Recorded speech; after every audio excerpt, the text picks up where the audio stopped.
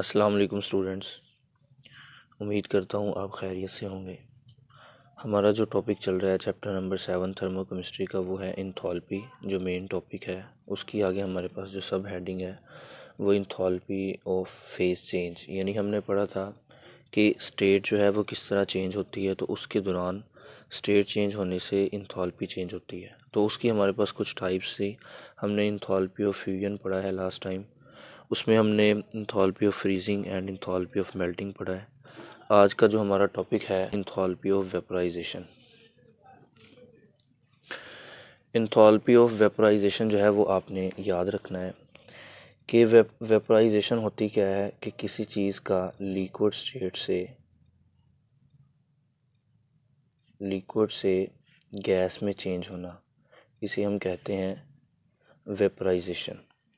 अब वेपराइजेशन के दौरान जो है वो इंथॉल्पी चेंज, हीट चेंज होगी। यानी हीट जो है वो यूज़ होती है, एब्जॉर्ब होती है, क्योंकि लिक्विड जो होते हैं इनमें इंटरमॉलिक्यूलर फोर्सेस वो स्ट्रॉन्ग होती हैं गैसेस की बनिस्बत। तो हमें आपस में मॉलिक्यूल्स के दौरान जो है जो फोर्सेस हैं उनको क्या करना होता है, वो ब्रेक करना होता है। तो इसके लिए जो है वो एनर्जी क्या होती है, एब्जॉर्ब होती है। तो एनर्जी जो है वो अब्जॉर्ब होती है यहाँ पर। इस वजह से हम कहते हैं कि जो हमारे पास वेपराइजेशन का जो प्रोसेस है ये एंडोथर्मिक है। इसमें हमेशा हीट जो है वो क्या होती है, वो एब्जॉर्ब होती है। तो इंथॉल्पी ऑफ वेपराइजेशन क्या हुआ, तो हम इसको डिफाइन करेंगे। एक मोल लिक्विड जो है वो गैशियस स्टेट में कन्वर्ट हो जाए तो उस वक्त जो हीट एब्जॉर्ब होती है, और यहाँ पे उसने आगे लिखा है एट इट्स मेल्टिंग पॉइंट, यानी वो अपने मेल्टिंग पॉइंट पर। तो उस वक्त जो है वो वन मोल हमारे पास जो लिक्विड है ये जब कन्वर्ट हो जाता है गैशियस स्टेट में, जो जितनी हीट अब्जॉर्ब होती है उसे हम क्या बोलते हैं, इंथॉल्पी ऑफ वेपराइजेशन। और ये मैंने आपको बताया ये हमेशा जो है ये कौन सा प्रोसेस होगा, ये एंडोथर्मिक होता है। इसमें हीट जो है वो हमेशा एब्जॉर्ब होती है। इसकी रीज़न भी मैंने आपको बता दी, क्योंकि लिक्विड्स में मॉलिक्यूल जो हैं वो एक दूसरे के करीब होते हैं और इनमें स्ट्रॉन्ग इंटरमॉलिक्यूलर फोर्सेस होती है दैन गैसेस। इस वजह से जो है वो हमें इनको ब्रेक करना होता है, तो ब्रेकिंग के लिए एनर्जी जो है वो अब्जॉर्ब होती है और ये एंडोथर्मिक होता है।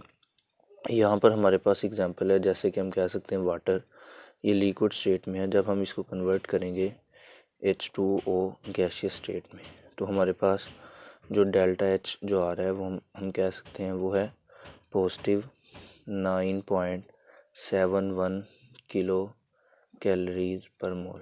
इसको किलो जूल में भी हम कन्वर्ट कर सकते हैं। कुछ बुक में किलो कैलोरी दिया है, कुछ बुक में किलो जूल। ये हमारे पास जो है वो इंथॉल्पी ऑफ वेपराइजेशन है। इस तरह स्टूडेंट्स उसने हमें C2H5OH यानी इथाइल अल्कोहल, इसकी जो इंथॉल्पी ऑफ वेपराइजेशन दी है वो है 7, वो हमें दी है उसने 7.29, ठीक है। और इस तरह हमें उसने जो है वो बेंजीन की C6H6, इसकी जो इंथॉल्पी ऑफ वेपराइजेशन है, यानी 1 मोल बेंजीन को अगर हम कन्वर्ट करें उसके मेल्टिंग पॉइंट पर गैशियस स्टेट में, तो उस वक्त उसकी 7.36 किलो कैलोरीज पर मोल हमारे पास जो है वो क्या आ जाएगी, वैल्यूज़ आ जाएगी। इसे हम बोलते हैं इंथॉल्पी ऑफ वेपराइजेशन। स्टूडेंट इस तरह इंथॉल्पी ऑफ वेपराइजेशन का जो उलट हमारे पास होगा उसे हम कहते हैं कंडेंसेशन, यानी हम कह सकते हैं इंथॉल्पी ऑफ कंडेंसेशन। अब कंडेंसेशन क्या होता है कि आपके पास कोई चीज़ किस स्टेट में है, गैशियस स्टेट में, वो वेपर की फॉर्म में, उसको हम कन्वर्ट करें किस में, उसको हम लिक्विड में कन्वर्ट कर दें, तो ये इसके उलट हो जाएगा ना। देखें इसमें हमने क्या किया था, इसमें हमने लिक्विड्स को गैस में कन्वर्ट किया था। यहाँ पर उलट है कि गैस को किस में कन्वर्ट करते हैं, लिक्विड में, कंडेंस करते हैं हम। तो कंडेंसेशन में क्या होता है, हीट जो है वो क्या हो रही होती है, वो इवॉल्व होती है, एनर्जी इवॉल्व होती है यानी रिलीज़ होती है। अब ऐसा क्यों होता है कि जैसे हम इसको कह सकते हैं कि फॉर एग्जांपल हमारे पास एक सिलेंडर है, इसमें गैस मौजूद है, हम इस पे प्रेशराइज इसको करके कंप्रेस करते हैं। जब ये यहाँ तक आ जाएगा तो ये मॉलिक्यूल बहुत करीब आ जाते हैं। तो मालिक्यूल करीब आने की वजह से इनमें इंटर मालिक्यूलर फोर्सेस क्रिएट हो जाती हैं और जो कि इनको किस में कन्वर्ट कर देती हैं, यानी उनको लिक्विड में कन्वर्ट कर देती हैं। तो इस दौरान जो एनर्जी हो रही होती है वो सिस्टम से बाहर आ रही होती है, यानी एनर्जी जो है वो इवॉल्व हो रही होती है। तो इसलिए हम कहते हैं कि ये जो कंडेंसेशन का प्रोसेस है ये वेपराइजेशन के बिल्कुल क्या है, उलट है। इसकी अगर हम एग्जांपल की बात करें, इसमें हमारे पास वाटर जो है वो अगर गैशियस फॉर्म में है, 1 मोल वाटर को हम कन्वर्ट करें लिक्विड में 1 मोल वाटर, तो उस वक्त जो इंथॉल्पी ऑफ कंडेंसेशन यानी इंथॉल्पी जो चेंज होगी वो वैल्यू वेपराइजेशन के बिल्कुल इक्वल होगी, लेकिन जस्ट स्टूडेंट्स इसमें साइन क्या हो जाएगा, वो चेंज हो जाएगा। तो इसके लिए हम डेल्टा एच लिखेंगे, वो आ जाएगा -9.71 किलो कैलोरीज पर मोल हम लिख सकते हैं। यानी ये नेगेटिव साइन डिनोट कर रहा है कि एनर्जी क्या हो रही है, इवॉल्व हो रही है। कंडेंसेशन में एनर्जी इवॉल्व हो रही होती है और हमारे पास जो वेपराइजेशन में एनर्जी क्या हो रही होती है, एब्जॉर्ब हो रही होती है। आई होप कि ये भी आपको क्लियर हो गया होगा। यानी इसकी डेफिनेशन बिल्कुल इसी के उलट है कि अगर 1 मोल गैस को कन्वर्ट करें किसमें, लिक्विड स्टेट में, तो आपने इसी की डेफिनेशंस को जो है वो खुद ही आपने लिख लेना है। और इस तरह स्टूडेंट्स नेक्स्ट हमारे पास जो है वो एक और डेफिनेशन है, उसे हम कहते हैं इंथॉल्पी ऑफ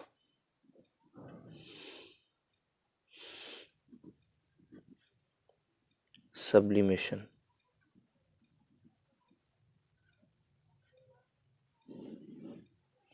अब सब्लिमेशन ये आपने चैप्टर नंबर 4 में भी इसको पढ़ा है। वेपराइजेशन, सब्लिमेशन जो है ये इसने डेफिनेशन दी है हमें। तो सब्लिमेशन होता है कि किसी चीज़ का यानी सब्सटेंस अगर आपके पास जो है वो सॉलिड फॉर्म में है, हम इसको डायरेक्टली कन्वर्ट कर दें किसमें, गैस में, विदाउट चेंजिंग इन लिक्विड, यानी बगैर लिक्विड में चेंज किए हुए डायरेक्ट हम इसको किस में कन्वर्ट करते हैं, गैस में। अब इसमें तो हमें बहुत ज़्यादा क्या चाहिए होगी, यानी एनर्जी या हीट चाहिए होगी कि डायरेक्टली किसी को सॉलिड से किस में कन्वर्ट कर देना, गैस में कन्वर्ट कर देना। तो इसे हम बोलते हैं सब्लिमेशन। अब इस दौरान जो स्टूडेंट्स हीट चेंज होती है उसे हम बोलते हैं इंथॉल्पी ऑफ सब्लिमेशन। अब इसमें आपको पता है हमेशा हीट क्या होनी है, यहाँ पर एब्जॉर्ब होगी, एनर्जी एब्जॉर्ब होगी। तो ये भी इंथॉल्पी ऑफ सब्लिमेशन कौन सा प्रोसेस होता है, ये आपने याद रखना है, ये एंडोथर्मिक होता है।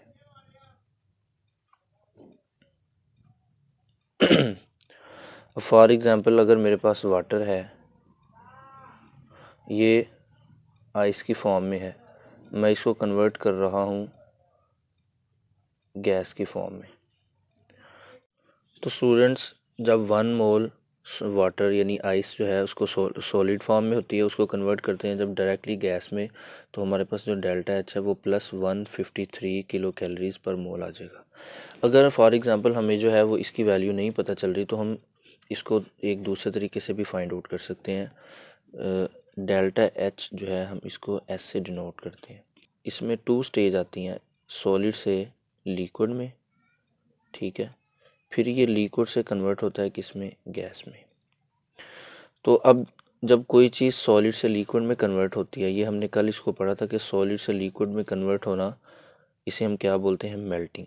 यानी डेल्टा एच जो है वो आपके पास आ जाएगा मेल्टिंग, यानी हम इसे कहते हैं इंथॉल्पी ऑफ मेल्टिंग। अब कोई चीज़ लिक्विड से जब गैस में कन्वर्ट हो रही है, ये आज हमने पढ़ा है, इसे हम बोलते हैं डेल्टा एच वी, यानी हीट ऑफ वेपराइजेशन। मसलन अगर आपको किसी की सब्लिमेशन इंथॉल्पी चेंज का नहीं पता चल रहा तो हम इसको कैसे फाइंड आउट कर सकते हैं।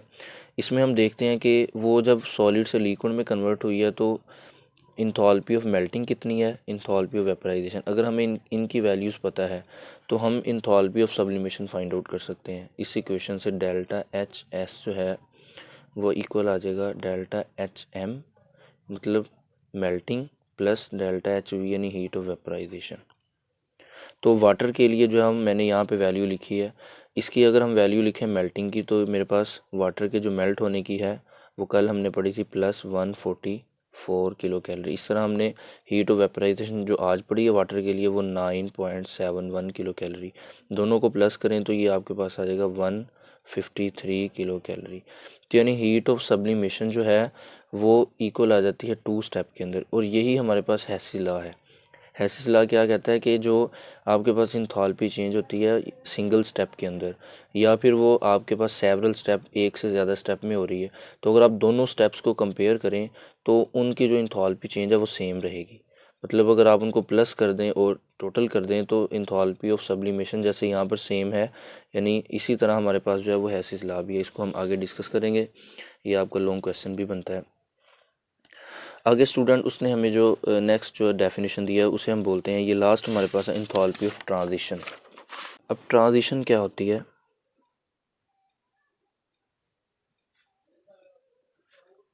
स्टूडेंट्स ट्रांजिशन जो है ये स्टेट के रिलेटेड है कि अपनी स्टेट को चेंज करना। अब स्टेट को कैसे चेंज करते हैं? एलिमेंट्स की हमने जो है वो 9th क्लास में भी पढ़ी थी, एलोट्रोपिक फॉर्म। कौन सी फॉर्म हमारे पास? Allotropic form. जब कोई एलिमेंट जो है वो अपनी एक एलोट्रोपिक फॉर्म से दूसरी एलोट्रोपिक फॉर्म में जाता है तो तब भी इंथैल्पी क्या होती है? वो चेंज होती है। जैसे मैं कहता हूँ कि कार्बन जो है, कार्बन की हमने पढ़ा था कि इसकी एलोट्रोपिक फॉर्म है, जैसे हमारे पास ग्रेफाइट है, डायमंड है। तो कार्बन जब डायमंड से वो कन्वर्ट होता है कार्बन अमार्फस में, डेल्टा एच टी ट्रांजिशन, तो ये हमारे पास है +3.3 किलो कैलोरीज पर मोल। यानी एक मोल कार्बन जो डायमंड में है, ये भी कार्बन है, ये भी कार्बन है, लेकिन ये एक दूसरे की एलोट्रोपिक फॉर्म है। अब देखें ये जब एक एलोट्रोपिक फॉर्म में दूसरे में कन्वर्ट होते हैं तो तब भी इंथैल्पी चेंज है, यानी हीट इवॉल्व भी हो सकती है, इसमें एब्जॉर्ब भी हो सकती है। ये ज़रूरी नहीं है कि ये हमेशा एक्सो हो या हमेशा ये एंडो हो, ठीक है, ये आपने याद रखना है। ये कोई भी हो सकता है, हीट इवॉल्व भी हो सकती है, हीट एब्जॉर्ब भी हो सकती है, ठीक है। जैसे यहाँ पे हीट एब्जॉर्ब हो रही है, यानी हमने इसमें एनर्जी जब देंगे कार्बन को, कार्बन डायमंड को, तो वो एमार्फस में कन्वर्ट होगा। इस तरह हमारे पास जो और भी बहुत सारे ऐसे एलिमेंट्स हैं जिनकी एलोट्रोपिक फॉर्म है, जैसे बस फास्फोरस है। स्टूडेंट्स ये वाइट में भी होता है, रेड में। ये जब वाइट से रेड में कन्वर्ट होता है फास्फोरस, तो तब भी इंथैल्पी क्या हो रही है? हमारे पास चेंज हो रही होती है। जो है वो सल्फ़र है। सल्फ़र मोनो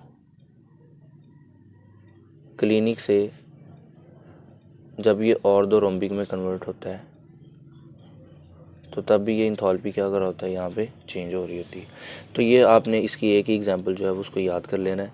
तो आपने डेफिनेशन साथ याद कर लेनी है कि जब 1 मोल किसी भी एलिमेंट का, उसकी एक एलोट्रोपिक फॉर्म जो है वो कन्वर्ट हो किसमें? सेकंड एलोट्रोपिक फॉर्म में, तो जो हीट इवॉल्व या एब्जॉर्ब होती है, यानी इंथैल्पी जो चेंज होती है, उसे हम कहते हैं इंथैल्पी ऑफ ट्रांजिशन। और इसको हम डिनोट करते हैं डेल्टा एच टी के साथ, हम इसको जो है वो डिनोट करते हैं, नोट साथ स्टैंडर्ड कंडीशंस पर।